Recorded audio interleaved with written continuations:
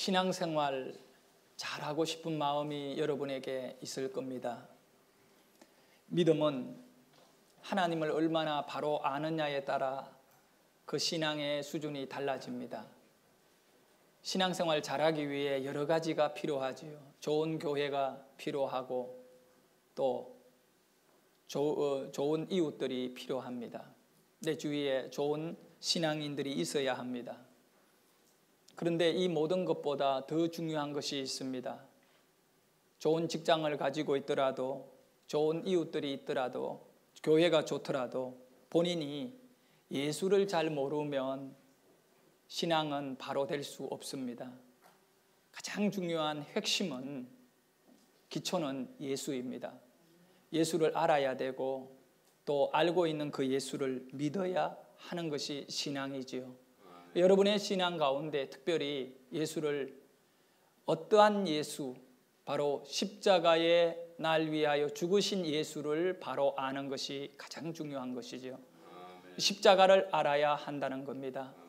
여러분들이 십자가를 바로 알고 십자가에서 여러분이 주님을 만날 때 여러분의 믿음은 견고한 믿음이 되고 마귀가 흔들 수 없는 믿음이 되고, 그 십자가를 통하여 예수를 만난 성도는 결국은 그가 열매를 내는 삶을 살게 되어 있습니다.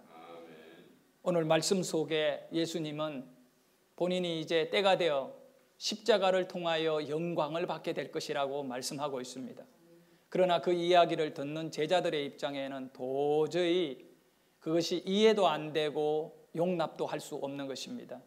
십자가는 영광이 아니기 때문에 그들의 눈으로 보이는 십자가는 망하는 것이고 저주입니다. 끝장이지요. 그렇지만 이 기독교가 무엇을 표방하고 있느냐 하면 신비입니다. 신비. 우리 신앙은 이성이 아닙니다. 신비입니다. 이 기독교 신앙을 신비로 우리가 여겨야 역사가 일어납니다. 이 십자가를 신비적인 사건으로 하나님 우리에게 주셨기 때문에 이것을 이성적인 것으로 여기고 바라보면 안 됩니다. 이 신비 속에 있는 십자가, 그것이 여러분의 영의 눈이 열려지고 여러분의 심령에 이 신비로 가려 있는 십자가가 이해가 되어지고 믿어지고 그 십자가를 통하여 내가 구원을 받은 그 은혜 안에 들어가게 되는 것은 여러분 속에 그 신비를 발견하고 그 신비를 진리로 받아들이게 만들어주는 성령의 일하심이 있기 때문에 가능한 것입니다. 그렇기 때문에 예수 믿는 사람 가운데 성령이 그 사람 속에 계시지 않으면 이 십자가는 신비가 아닙니다. 이 십자가는 하나의 논리가 되고 남들이 이야기하기 때문에 내가 그렇게 믿는 단순한 그런 어떤 강요라든가 아니면 지식에 근거해 가지고 십자가를 바라보는 사람은 한계가 있는 신앙생활, 신비의 이 신비의 이 어떤 역사가 드러나고 신비적인 역사가 우리 삶에 나타나는 것을 맛보지 못한다는 겁니다. 여러분이 이 십자가를 통하여 여러분의 인생 속에 신비가 현실적인 것으로 드러날 수 있기를 축원합니다. 그래서 오늘 우리는 21절에 보면 예수님이 하신 유명한 말씀이 있어요. 우리가 예수를 이 21절에는 헬라인들이 예수님에게 다가왔는데 빌립에게 왔어요. 빌립에게 와가지고 우리가 예수를 만나기 원합니다 라고 부탁했어요. 우리가 예수님을 만나고 싶어 합니다. 왜 그들이 예수를 만나고 싶어 하냐면 이 6월절이었거든요. 이 6월절에 유대인들은 예루살렘에 다 모입니다. 그런 대다수의 사람들이 유대인인데 그때 헬라인들이 예수님의 제자인 빌립에게 와가지고 우리가 예수를 만나기를 원한다는 거예요. 그래서 빌립이 예수님에게 가서 주님, 헬라 사람들이 예수님을 좀 만나고 싶어 합니다 라고 하니까 주님이 깜짝 놀란 거예요. 그리고는 주님이 하시는 말씀이 이제 인자가 영광을 받을 때가 왔다라고 말씀하십니다. 헬라인들의 그 내용이 뭐냐 하면 이방인을 대표하는 인물들입니다. 헬라인은 이방을 대표하는 인물이다. 그러니까 유대인들의 관점에서 보면 이방인들은 구원을 받지 못할 인물들입니다. 이 구원을 받을 수 없는 이 이방인들이 이제 예수님 앞으로 나왔다는 거예요. 그렇게 예수님 앞으로 이방인들이 나오니 예수님은 이제 내가 십자가를 지고 하나님께 영광을 돌리고 모든 그리고 이방인들이 구원을 받는 그 일을 주님이 하시겠다라고 하는 말씀입니다. 십자가 죽음을 우리는 오늘 실패가 아니라 하나님의 영광으로 볼 수 있는 은혜가 있기를 소원합니다. 예수님의 십자가 죽음이 가져온 결과는 놀라울 정도입니다. 그래서 요한복음 12장 32절에 이 십자가 이야기의 결론이 뭐냐 하면, 내가 땅에서 들리면, 예수님이 이제 십자가 위로 올라가서 죽게 되면 내가 땅에서 들리면 모든 사람을 내게로 이끌겠노라. 그 십자가 사건을 기점으로 해서 모든 사람을 하나님께로, 예수님께로, 영생으로, 구원으로 이끌어 주시는 것이죠. 십자가 없이는 우리가 구원을 받을 수도 없고 모든 백성이 하나님께 나아갈 수 없는 것입니다. 십자가는 뭐냐 이거죠. 어떤 신비를 갖고 있느냐 하면 모든 사람을 구원하는 구원의 문이 되어주고 구원의 능력이 되어주고 우리를 하나님에게로 더 가까이 나갈 수 있도록 역사해 주는 겁니다. 사랑하는 성도 여러분, 십자가는 죄인을 하나님께로 인도하는 겁니다. 여러분이 오늘도 십자가를 바라보고 예배를 드려야 되고 십자가를 의지하고 이 기독교를 온전히 믿고 따르고 의지하는 신앙인이 되어야지요. 그래서 에베소서에 보면 바울은 2장 13절에 이제는 전에 멀리 있던 너희가 그리스도 예수 안에서 그리스도의 피로, 예수의 피로 가까워졌느니라. 여기에 그리스도의 피라는 것은 십자가를 말하는 거예요. 그 너희를 하나님과 가까이 만들어준 것은 바로 십자가이다라고 말씀하고 있는 거예요. 그 여러분께서 십자가를 제대로 알면 하나님을 제대로 가까이 다가갈 수 있는 거예요. 그러니까 하나님이 멀리 계시는 이유는 십자가를 여러분이 제대로 바라보지 않고 딴 것에 집중했기 때문에 그렇습니다. 그래서 십자가를 이해해야 되고 십자가를 믿어야 되고, 그러나 한 가지 중요한 사실은 여러분, 십자가는 신비이기 때문에 바로 성령이 나에게 함께 하셔서 이 십자가를 느낄 수 있도록 되어야 된다는 거예요. 에베소서 2장 16절에도 십자가로 이 둘을 한 몸으로 하나님과 화목하게 하려 하심이라. 이 십자가가 바로 여러분과 하나님을 하나 되게 하는 거예요. 이 십자가는 바로 죄인을 천국으로 넣어주는 유일한 하나님의 신비입니다. 이 십자가를 오늘 여러분의 인생의 가장 중요한 신앙 안에 하나님을 만나는 그런 사건으로 여기기를 바라겠습니다. 그래서요, 십자가로 뭐냐면 원수된 것을 소멸했다 말씀하고 있습니다. 여러분, 소멸이 뭡니까? 싹 사라지는 거예요. 그러니까 여러분 안에 원수된 게 뭘까요? 죄잖아요. 죄가 있는데 이 십자가의 예수 피로 말미암아 여러분 안에 있는 죄를 깨끗하게 소멸했는 거예요. 이것이 바로 신비다는 거예요. 이 신비를 믿어야 돼요. 십자가의 신비를 믿어야 돼요. 지난 화요일 날 제가 제주도에 좀 갔다 왔어요. 근데 제주도 갔는데 여러분이 이제 기회가 되시면 제주도에 좀 가셔서 그 아름다운 아가페라고 하는 그 교회를 좀 방문할 수 있으면 좋겠어요. 3월 달에 이제 교회가 정식적으로 오픈을 시작하는데, 권혁선 목사님이 목회를 인천에서 오래 하시다가 선교사로 한 5년 캄보디아에 나가 계시다가 돌아와서 지금은 이제 제주도에다가 교회를 건축하고 있습니다. 서울에 있는 큰 교회가 지원을 해가지고 이 교회 건축을 하는데, 하나님이요, 나는 그거 현장에 왜 그 바쁜데 제주도에 나를 불렀을까? 그게 가보고 내 눈으로 이렇게 기적이 일어나는 것을 정확하게 또 보고 돌아왔습니다. 평범한 도로변에 있는 땅을 한 200 몇십 평을 이렇게 서울에 있는 어느 대형 교회가 권혁선 목사님한테 교회를 지어주려고 그걸 샀어요. 근데 그 동네는 아주 제주도에서 특세가 심한 동네, 교회가 도저히 못 들어가는 그 동네였는데, 뭐 그 땅을 사놓고 길가에 이제 건축을 하려고 준비를 하는데 놀라운 일이 일어난 거예요.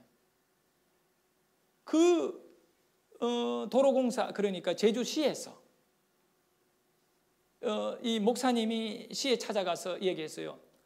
이 길 바로 옆이기 때문에 축대를 좀 한 1m 이상을 쌓아야 돼. 돌 1m가 더 되겠더라고요.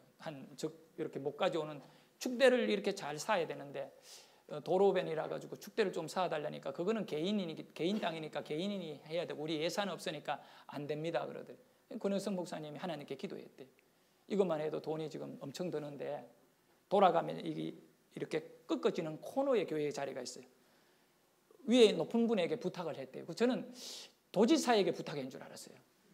높은 분한테 부탁했더니 어느 날 와보니까 그 조경돌 있잖아요. 그걸 갖고 축대를 막 샀는데 이 축대 샀는 땅만 40평이 돼요. 근데 시에서 쌓으면 시 땅에 쌓아야 되고 개인이 쌓으면 자기 땅에다가 쌓아야 돼요. 그거 맞는 얘기거든요. 그런데 이제 권영석 목사님은 공사를 시작해야 되니까 먼저 이 땅을 고르기 작업을 하기 위해 가지고 그걸 계획을 딱 잡고 있었는데 현장에 와 보니까 시에서 막 공사를 하고 있는 거예요. 그 어떤 일이냐고 물어보니까 요번에 뭐 이렇게 시에서 이 공사가 들어갔다면서. 그래서 교회만을 축대를 다 돈을 수천만 원을 들어가지고 자기 땅, 이 도로에 접한 자기네들 땅 40평을 넣어가지고 결국은 축대를 쌓아버리니까 그 교회 땅은 축대를 이용해서 전부 교회 땅이 돼버린 거예요. 그렇게 해주고 더 놀라운 거는 교회가 코너에 딱 있는데 이 코너에다가 로타리를 만들었는데 유럽에 나오는 알프스의 이 그림 같은 교회의 그 어떤 풍경을 만들었어요. 얼마나 예쁜 로타리를 만들어가지고 이 교회 하나가 그래 지나가던 사람들이 너무 아름다우니까 차를 세워가지고 구경하고 가고 이 교회를 말입니다. 이런 역사가 일어났어요. 근데 그 교회 바로 옆에 땅이 하나 있는데 어떤 분이 교회를 짓는데 와가지고 하는 얘기가 여기 교회가 지어지느냐 하더래요. 그렇다 하니까 자기가 예수를 믿는다는 거예요. 그 마을에 예수 믿는 사람이 없는데 자기가 예수를 믿는데 무슨 얘기인가 들어보면 얼마 전에 암이었대요. 그리고 치료가 불가능하다 그랬대요. 몇 년 전의 얘기예요. 근데 어느 날 자기는 교회에 한 번도 오지 않는 사람인데 어느 날 밤에 자는데 하얀 옷을 입은 그 예수님이 나타나가지고 손을 내밀더래요. 너 이제 내 손 잡고 새 사람 살아라면서. 그래가지고 자기는 뭔지를 모르고 손을 내밀어가지고 그분의 손을 잡았는데 그리고 그 다음날 깨끗하게 치료가 됐대요. 그 우리 권혁석 목사님 저한테 들려준 얘기. 그래서 동네에 교회가 없는 거예요. 교회가 없으니까 어디로 가야 되냐면 그 떨어진 데 그 가톨릭 성당이 있는데 성당에 나가는데 이제 교회가 지어지면 권혁석 목사님이 하신 말 이 교회로 온다는 거예요. 왜냐하면 그분은 이 예수를 만났는데 예수는 제대로 믿으려면 교회 가야 된다는 걸 알고 있어요. 그러면서 하는 얘기가 그 목사님한테 목사님 내 땅이 바로 교회 옆에 땅입니다. 교회가 필요하면 언제든지 얘기하시면 그거를 뭐 그절은 지금 못 드리지만 하여간 싸게 해가지고 교회가 쓸 수 있다면 언제든지 그냥 드릴 테니까 그렇게 하십시오라고 그 얘기를 건축하는 가운데 와서 얘기하더랍니다. 하나님의 일하시면 놀랍습니다. 그 십자가의 은혜는 너무나 놀랍습니다. 하나님께서 그 십자가의 길을 통하여 우리를 구원하시고 계시기 때문에 우리는 끝까지 십자가를 집중하고 천국 가는 길을 열어가야 됩니다. 자, 예수님은 제자들에게 뭐라고 말씀하느냐면 나를 따르라고 말씀하셨어요. 오늘 본문에 보면 요한복음 12장 26절에 사람이 나를 섬기려면 나를 따르리라. 나를 섬기려면 나를 따르리라. 나 있는 곳에 나를 섬기는 자도 거기 있으리니 사람이 나를 섬기면 내 아버지께서 그를 귀히 여기시리라. 여기 섬기면 이 말이 많이 반복되어 나옵니다. 이 말의 의미는 뭘까요? 예수님, 나를 섬기려면 나를 따르라. 그러니 예수님을 따른다는 것은 다른 말로 하면 섬기는 거다. 그 신앙은 십자가를 믿는 여러분은 예수님을 섬겨야 돼요. 예수를 안 섬기면 예수를 따르는 것 아닌 것이요. 여러분이 과연 내가 예수님을 십자가를 그렇게 중요하게 여기고 있는 내가 예수님을 섬기는지를 생각해 봐야 돼요. 섬기는 것이 없으면 안 돼요. 여러분 예배 한번 드리는 것 이것이 예수님을 섬긴다고 여기면 안 돼요. 예수님의 사랑을 전해야 되고 복음을 전해야 되고 힘을 다해 여러분에게 주어진 그런 시간과 물질을 하나님께 드려서 이것이 선교로 복음 증거하는 일로 주의 사랑을 드러내는 일로 사용되어져야 합니다. 나를 섬기려면 나를 따르라. 여러분이 예수님을 안 섬기는 것은 예수님을 안 따르는 것이다. 예수님을 따르는 사람은 그는 예수님을 섬기게 되어 있다라고 하는 겁니다. 주님을 온전히 따르면 어떤 일이 일어날까요? 예수님을 섬기는 그곳에 언제나 주님이 계신다는 거예요. 따른다라고 하는 것은 주님과 함께 한다는 거예요. 여러분이 예수님을 섬길 때에 예수님이 거기에 여러분과 함께 하신다는 거예요. 섬김이 없다면 주님과 멀리 떨어져 있는 삶, 십자가를 믿기는 믿는데 섬김이 없는 믿음이면 그것은 현장성이 없는 신앙이기 때문에 머리로만 십자가를 이해하는 것에 지나지 않습니다.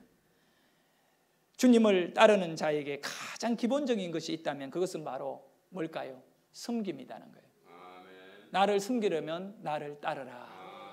나를 섬기는 사람이 내 아버지께서 그를 귀하게 여길 것이다. 나를 섬기는 자도 거기에 있으리니. 거기에 있다. 어디에 있다? 주님이 함께 있는 곳에, 내가 있는 곳에 그도 있다.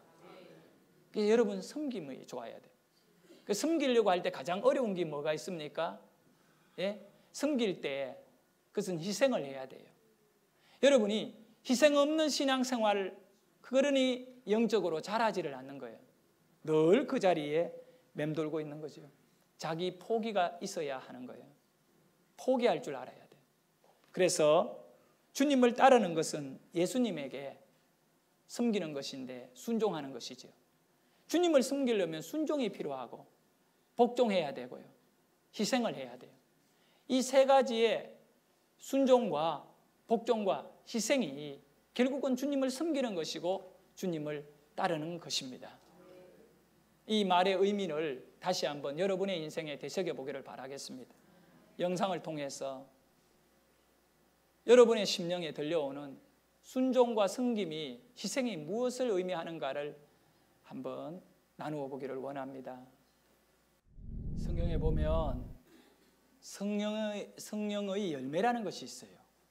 이 성령의 열매는 여러 가지가 있는데 사랑과 희락과 평안과 이런 모든 것은 순종하는 사람, 그 마지막에 열매가 딱 맺히는 그 지점이 뭐냐면 순종이에요. 순종.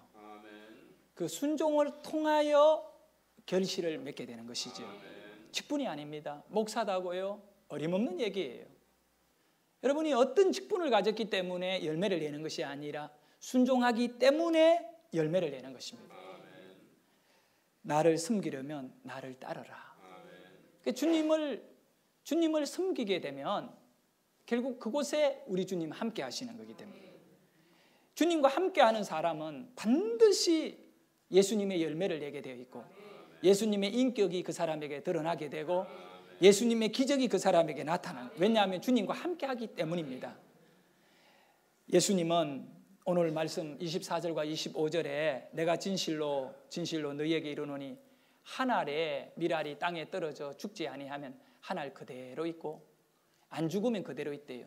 그러나 죽으면 많은 열매를 맺느니라. 이 희생을 말하거든요. 복종하고 순종하고 자신을 죽일 때에 많은 열매를 낸다. 자기 생명을 사랑하는 자는 잃어버릴 것이요 이 세상에서 자기 생명을 미워하는 자는 영생하도록 보존하리라.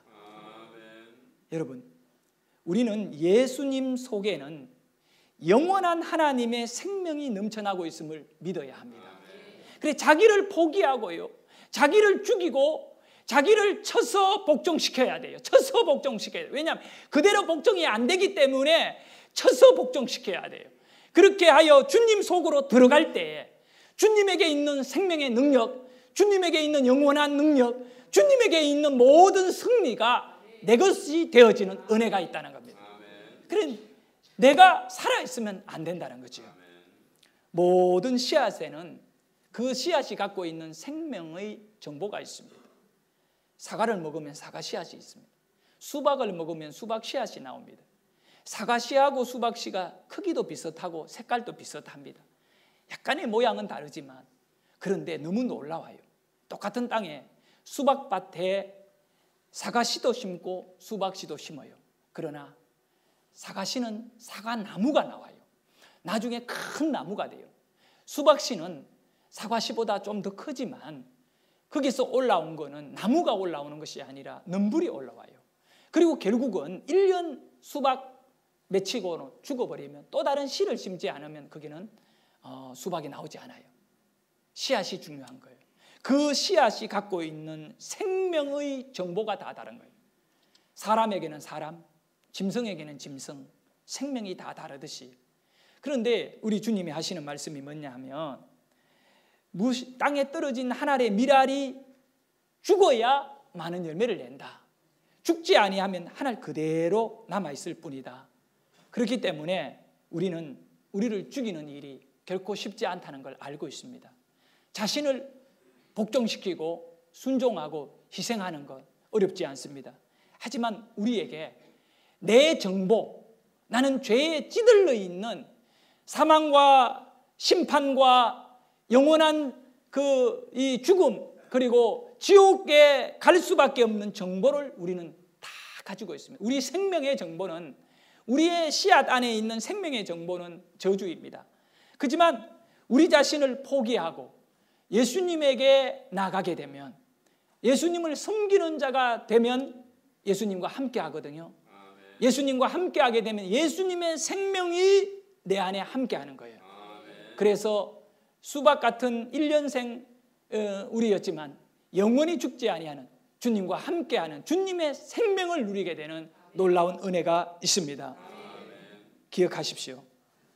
요한복음 14장 9절에 나를 본 자는 아버지를 보았거늘. 우리는 차원이 다른 삶을 살아야 되는 겁니다. 예수님을 바로 보고 살아갈 때 우리의 인생의 가치가 달라지게 되는 것이죠. 저희 고향, 저희 집에서 자동차로 한 10분 정도 딱 달려가면 그 복동교회라고 있습니다. 이름이 복동입니다. 이 복동교회라고 있는데 이 교회는 우리 한국 이 현대 기독교에 아주 유명한 흔적을 남긴 목사님이 이 교회 출신입니다. 김진홍 목사님이라고 지금은 이제 연세가 많이 들어서 그렇습니다만은 한때는 참 우리나라 이 기독교가 부흥되는데 많은 정신적 어떤 그런 도전을 준 목사님입니다. 이분은 이런 빈민들 돕다가 정치범으로 박정희 대통령 때 몰려가지고 2년간 감옥에서 독방에서 거의 폐인이 되다시피 하면서 그렇게 생활하기도 한 분입니다. 이분의 그 사역이 왜 그렇게 빈민들과 가난한 사람들, 일반 목회자들은 쳐다보지도 않는 그 사역에 그 50년 전에 이미 발을 내어 딛게 되었느냐? 그것은 이분 속에 역사한 사건이 있었기 때문입니다. 그의 어머니가 살아생전에 늘 이 김진홍 목사에게 야, 너 신학교 가라. 자기는 신학교 가는 것이 너무 싫었다는 거예요. 신학교 안 가겠다. 그러니까 엄마가 하는 말이 우리 집에 자식이 많지만 그중에 최고 똑똑한 것이 있는데 네가 신학교 가야 된다. 형님 보내라니까 형님은 안 똑똑하기 때문에 안 된다. 네가 신학교 가야 된다. 참 그 어머니가 대단한 분이에요. 그래서 아니 똑똑한 내가 그러면 우리 집안을 일으켜야지. 엄마 신학교 가서 목회만 하면 되냐? 아니다. 하나님께 드리는 것이 우리가 다 축복받는 길이다. 그리고 어머니가 이 김진홍 목사 보고 신학교 가라. 신학교 가라. 그래서 본인이 대학을 졸업하고 30세가 가까이 되었을 때 깨닫게 됩니다. 주의 종이 되어야겠다. 그리고 이제 대학원을 가기 전에 대학을 졸업하고 그때는 50년 전에 그 시골에 있는 대구 옆에 달성군이라고 있어요.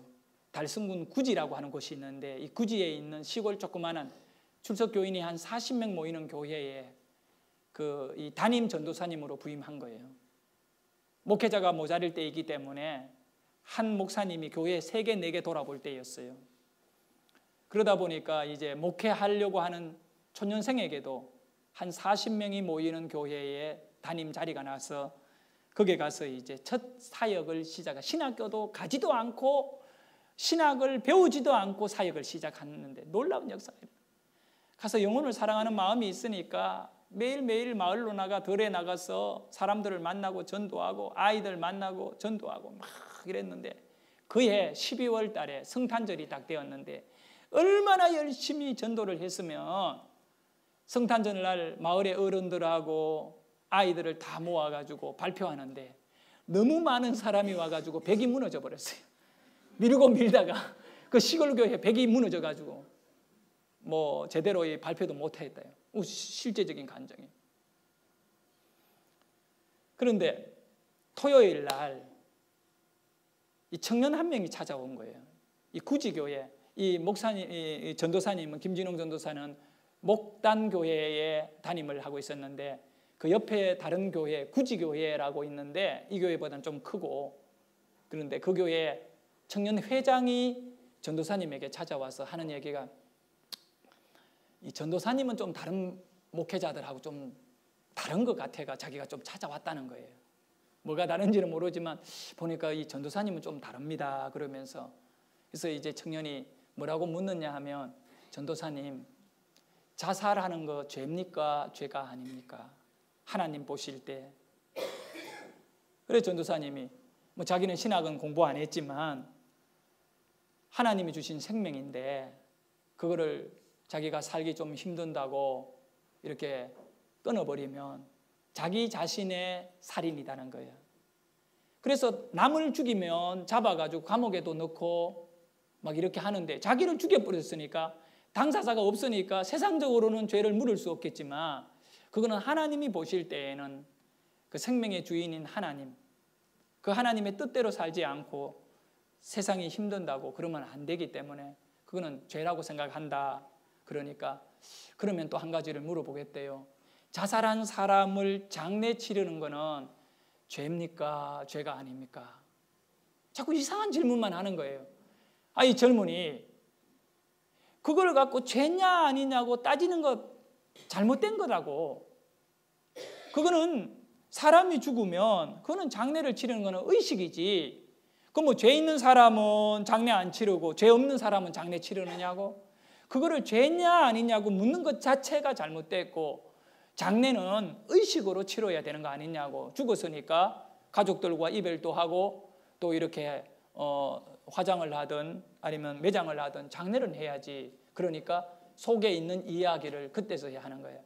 사실은 우리 청년부에 이 청년회장의 말에 구지교회 청년부에 19살 먹은 자매가 있는데 이 자매는 참 신앙이 좋았다는. 그런데 농약을 먹고 며칠 전에 죽었는데 담임 목사님이 교인들한테 이 교리를 어기고 죽었기 때문에 그 사람을 장례 치르는 것도 교리를 어기는 거기 때문에 아무도 교인들은 가서 장례하지 말라고 얘기했다는 거예요. 너무너무 교리를 중요시 여기는 목사님인 거예요. 옛날에는 그랬어요. 옛날에는 주일날 차도 안 탔거든요. 그리고 시장도 안 보고요. 교리를 중요시 여기는, 예수보다 교리를 더 중요시 여겼죠. 이제 그래가지고 이 청년이 답답한 거야. 자기 이 자매가 죽었는데 이거를 장례도 못 치르고 있는데 그러면 마을에 있는 사람들이 장례를 왜 안 치러주느냐 하면 이분들이 외지에서 들어온 지가 얼마 안 되는 사람들이에요. 격지 사람이죠. 그러다 보니까 마을 사람들하고 아직 교분도 없고 얼마 전에 이사를 와서 교회만 이렇게 자매가 열심히 출석하던 그런 자매였는데 전도사님이 그럼 자매가 왜 죽었느냐고 물어봤대요. 그러니까 자기 아버지는 알코올 중독자인데 정신을 거의 잃어버린 상태고 엄마는 정신병자고 동생이 있는데 동생들이 이렇게 몇 명 있는데 그 19살 먹은 자매가 동생들을 키우고 아버지 술 알코올 중독자 아버지 뒤치닥들이 엄마의 정신병자 엄마의 그 어디죠. 그러다 너무너무 힘들어서 아마 죽은 것 같다. 그렇게 얘기하더래요. 아, 그렇냐고. 그 마을 사람들은 아주 바쁜 농사철이기 때문에 뭐 이거 당연히 교회 다니니까 교회에서 장례 치러야 된다고 밀어놔 버리고, 그러니까 며칠째 지금 시체가 썩어가고 있는데 아무도 손을 안 대고 있는 거예요. 또 자기 아버지라도 뭐 어떻게 해야 되는데 술을 먹고 참 거기요. 그래서 목사님, 전도사님이 내가 가서 장례 그러면 치르자. 그리고 그 청년들한테 같이 가서 하자니까 죄 아닙니까? 또 묻더래. 이 사람은 죄고 아니고 간에 우리는 아마추어니까 프로들이나 뭐 죄냐 아니냐 따지라 그러고 우리는 그냥 가서 장례를 치르면 돼요. 천국에 가서 예수님이 네 왜 장례 치르는 몰라서 했다 그러지 뭐. 그리고 이 청년들을 데리고 갔대. 뭐 잘 몰라서 했는데 뭐 예수님 뭐 천국에서 쫓아내게 하겠네 하고. 그리고 청년들 몇 명 데리고 오라니까 3명이 왔더래요. 3명. 그래서 3사람이 이 전도사님이 물을 떠와서 대야에 수건을 빨아가 얼굴을 닦고, 벌써 뭐 며칠 지났는데 피를 토하고 죽었는데 농약을 먹고 온 목에 막 피덩거리가 다 거네. 그걸 다 닦고 발을 닦았대요. 19살 먹은 아가씨라가 아직 결혼도 안 한 30살 먹은 총각이 그걸 옷을 벗기고 염을 못하니까 있는 옷 입은 그 한복 입은 채로 그냥 그거를 이렇게 감쌌대요. 감싸고 청년한테 마대 2개 빌 어디서 구해오라 그래요. 옛날에 그 이렇게 집으로 만든 마대 있잖아요. 그걸 가마니, 그렇죠.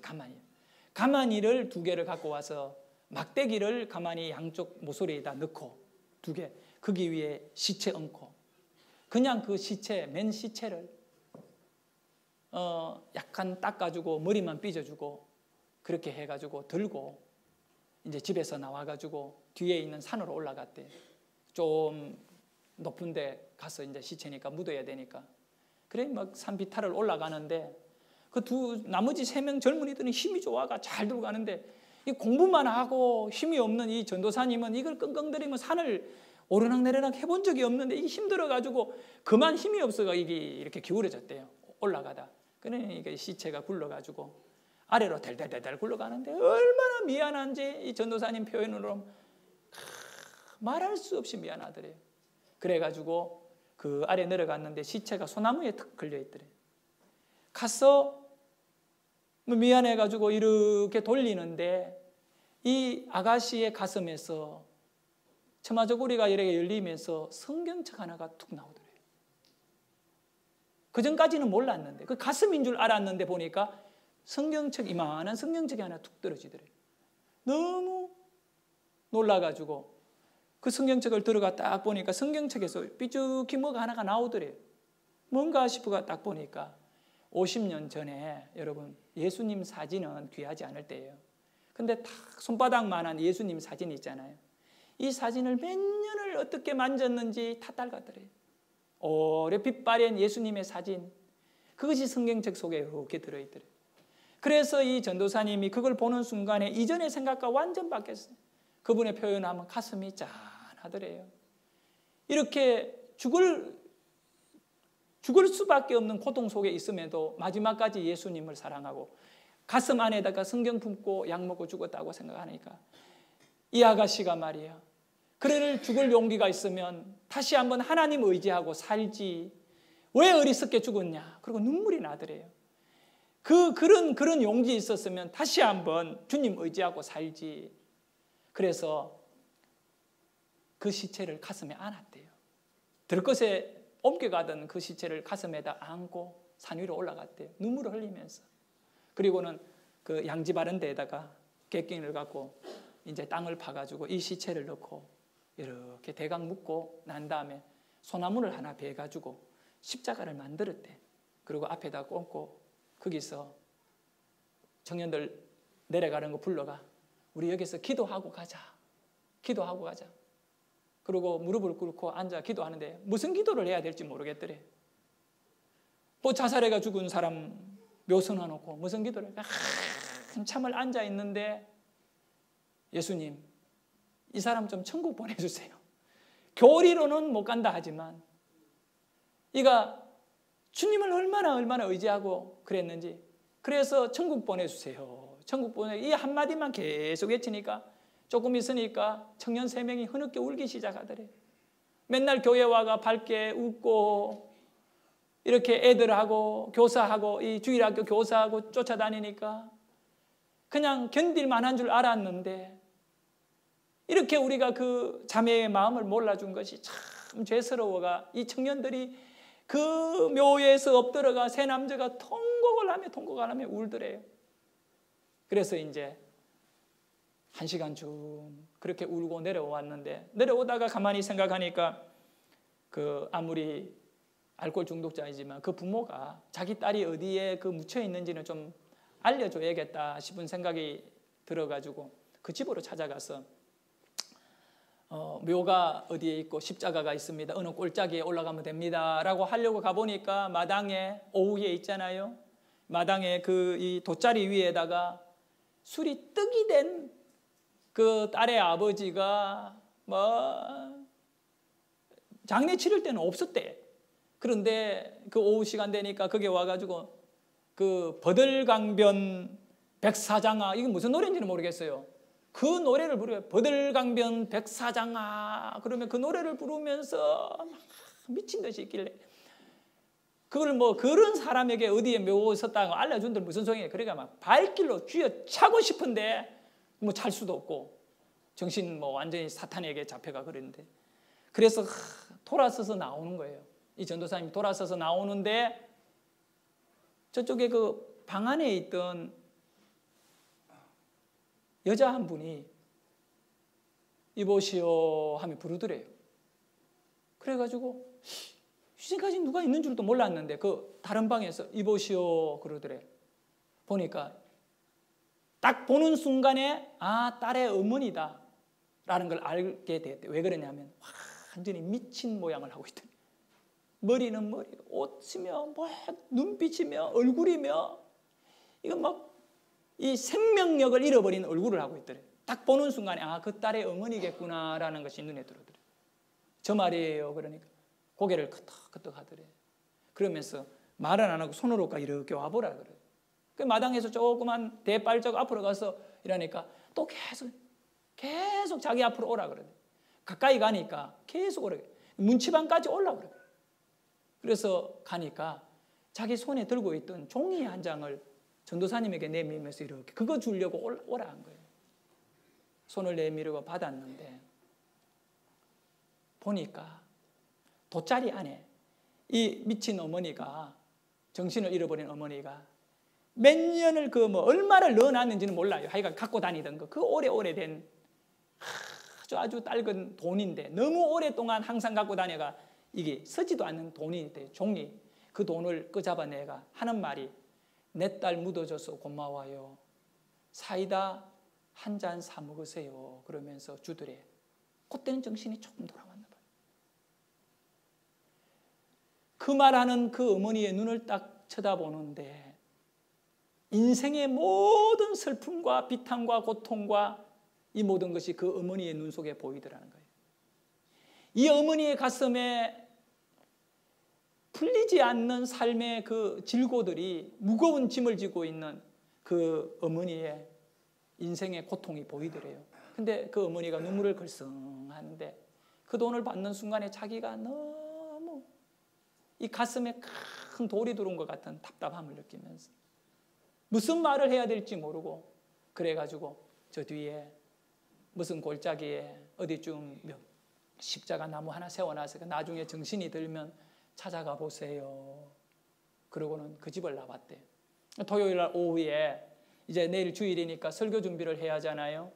성경을 펴놓고 말씀 준비를 하려고 하는데 아무런 설교가 잡히지를 않는 거예요.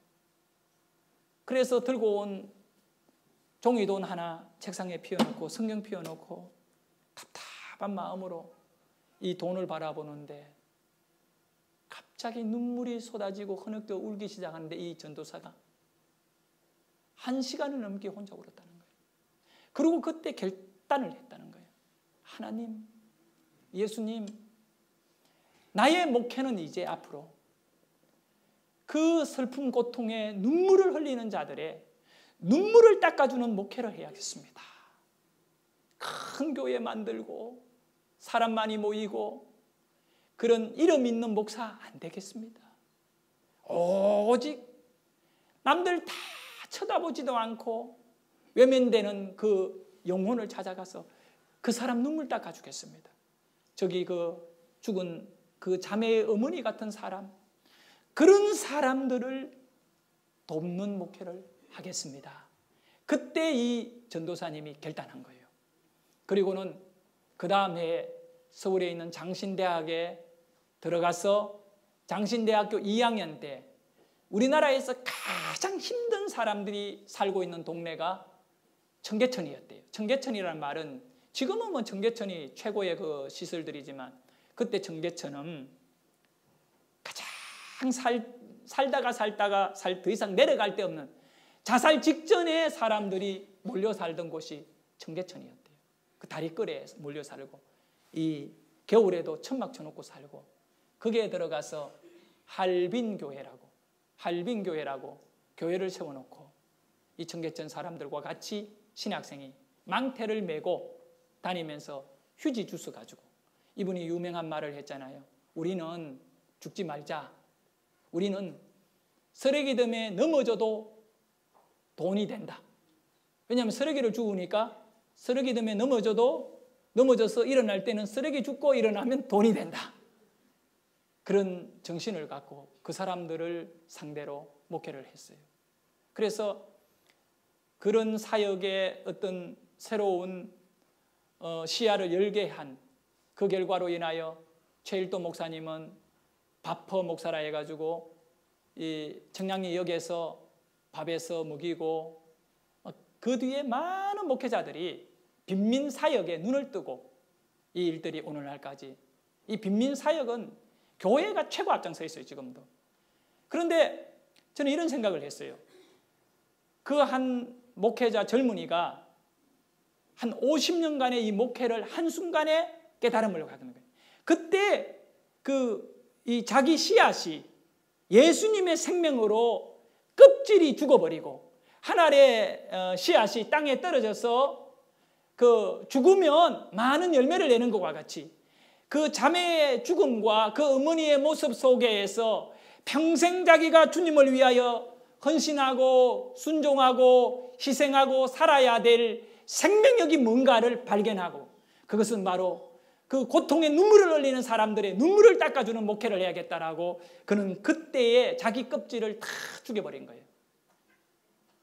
그렇기 때문에 이 자매의 죽음이 헛된 죽음이 아니거든. 이 자매의 죽음으로 인하여 하나님은 한 젊은 목회자를 이 땅의 새로운 영적인 변화를 위하여 아주 귀하고 귀하디 사용을 했던 것입니다. 여러분, 자, 오늘 설교 말씀 중에 우리가 읽은 본문 내용, 한 알의 밀알이 땅에 떨어져 죽지 않으면 그대로 있지만 죽으면 많은 열매를 맺느니라. 아멘. 자, 죽어야 한다는 것입니다. 아멘. 교인의 무엇인가를 분명히 알아야 돼요. 예수 믿는 성도들이 어떤 존재인가를 알아야 돼요. 그것은 바로 땅에 떨어진 씨앗이라는 거예요. 아멘. 곳간에 있는 씨앗은 여유로움이 있습니다. 그는 곳간 안에서 1년이든 2년이든 그냥 존재할 수 있어요. 그러나 땅에 떨어진 씨앗은 여유가 없다는 거예요. 왜 그러냐면 땅 속에서 치열한 싸움을 싸워요. 자기가 삭을 틔우기 위하여 아니면 벌레가 또 천적 새가 날아와서 쪼아먹는다든가 살아남지 않으면 죽는 거예요. 성도는 영적으로 살아남지 않으면 죽는다는 거예요. 왜냐하면 땅에 떨어진 씨앗이기 때문에. 땅에 떨어진 씨앗이 나아갈 길은 딱 한 길밖에 없어요. 땅에 떨어진 씨앗은 무조건 삭을 내어야 됩니다. 삭을 내지 않으면 그 씨앗은 썩어 없어지는 거예요. 그렇기 때문에 여러분의 존재가 뭐냐면 땅에 떨어진 씨앗이에요. 그 땅에 떨어진 씨앗이 생명을 내려면 한 가지밖에 없어요. 죽어야 돼요. 뭐가 죽어야 돼요? 껍질이 죽어야 생명이 나와요. 아멘. 여러분 육체가 죽어야 됩니다. 아멘. 여러분의 육체의 욕망과 육체의 자랑과 육체의 여러 가지 많은 그런 여러분들의 자존심이라든가 여러분이 추구하려고 하는 육체가 죽지 않으면 주님이 원하시는 생명을 나를 섬기는 자가 나를 따르니 그와 내가 함께 있을 게다. 주님의 이 말씀의 의미를 여러분 바로 알아야 돼요. 그것은 바로 여러분이 껍질이 죽을 때에 여러분이 예수를 따라가기 위하여 예수님이 하늘의 미랄로 십자가를 지시고 우리를 구원하셨는데 우리가 그 길을 따라가기 위하여 우리가 주님을 따라가면서 가장 중요한 것은 내 껍질이 죽어야 돼요. 육체가 죽을 때 우리 안에 생명력이 예수 십자가의 은혜가 이렇게 열매를 낼 수 있도록 나타나는 성령의 9가지의 열매가 맺히게 되는 줄 믿습니다. 아멘. 여러분의 인생 속에도 이런 결단이 있기를 소원합니다. 아멘. 우리 같이 기도드리겠습니다.